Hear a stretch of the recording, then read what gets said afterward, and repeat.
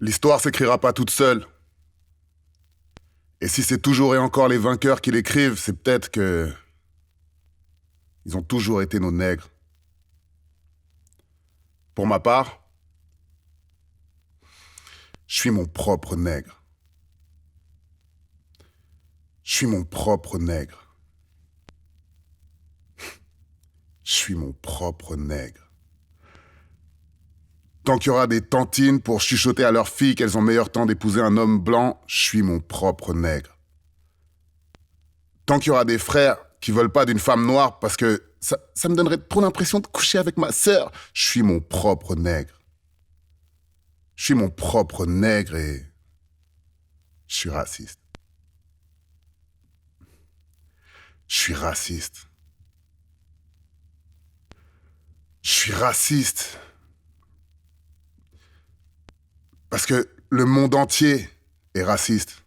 Nos systèmes économiques, judiciaires, démocratiques, médiatiques ou carcéraux sont racistes. Notre pays est raciste. La langue française, l'école est raciste.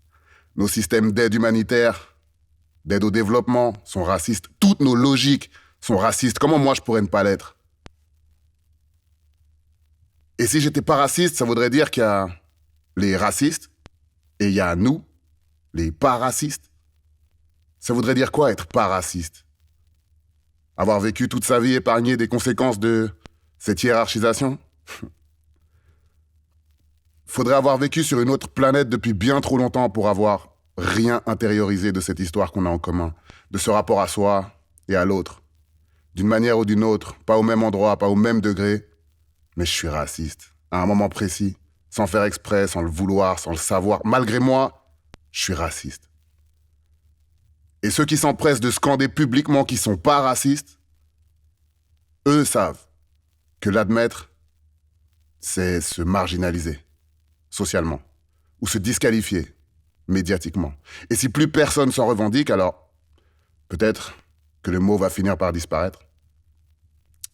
Mais sa logique, elle, lui survivra, elle en sera même renforcée, c'est déjà le cas.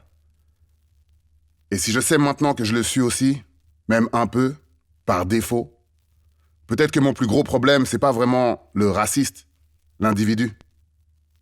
Parce que lui, un beau jour, il va mourir. Mon problème, c'est qu'on a bien vu que c'est pas le cas pour ses idées. Et c'est ça, la différence entre être antiraciste et lutter contre le racisme. C'est combattre quelqu'un pour ses mots, ses pensées, ou lutter contre une idéologie qu'on a intériorisée et qui dit même plus son nom. C'est tellement confortable de se dire que le raciste, c'est l'autre. Non, c'est nous, les autres. Moi, si je voulais vraiment combattre le racisme, je commencerais par observer mon propre fonctionnement, mon système de pensée. En tant qu'homme noir, je commencerais par regarder en face mes contradictions, mes représentations. Parce que lutter contre le racisme, c'est d'abord introspectif. C'est changer de regard, de logiciel, c'est changer tout court. Un jour, j'espère, il s'agira plus de chercher le coupable quand on aura compris qu'on l'est tous. Quand on aura compris que si le problème est systémique et que je me suis pas construit en dehors de ce système, alors je fais partie du problème. Ou plutôt, le problème fait partie de moi. En tout cas, j'y participe. Sûrement inconsciemment, probablement moins que d'autres, mais j'y participe. Je suis raciste. Pour tout ce que mon cerveau a intégré, je suis raciste. Parce que je suis allé à l'école et que j'ai compris l'économie de marché sans que ça me révolte, je suis raciste. Et s'affirmer pas raciste sans avoir fait ce travail d'introspection, c'est juste un déni. C'est une posture. L'esclavage, la colonisation, la haine de soi, j'ai hérité de tout un système de penser le monde. Je me suis pas fait tout seul, je suis raciste.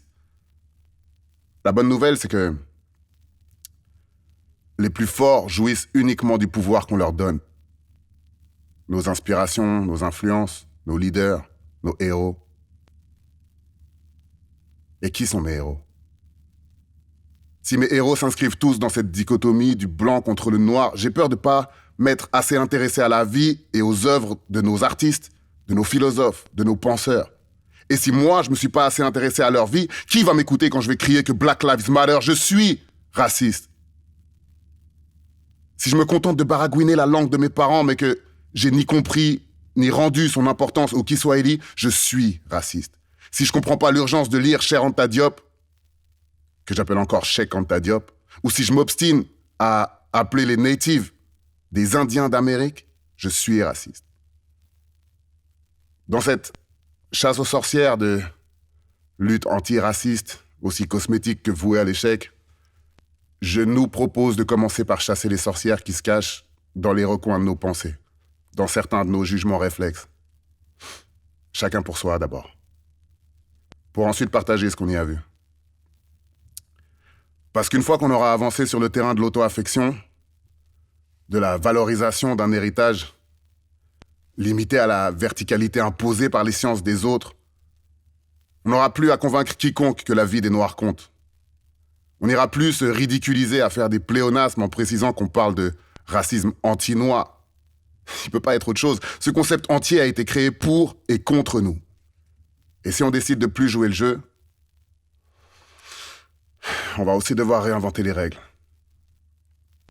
Le jour où ce problème sera résolu en nous, en chacun de nous, par chacun de nous, et pour nous, pour chacun de nous, ce problème n'existera plus pour personne.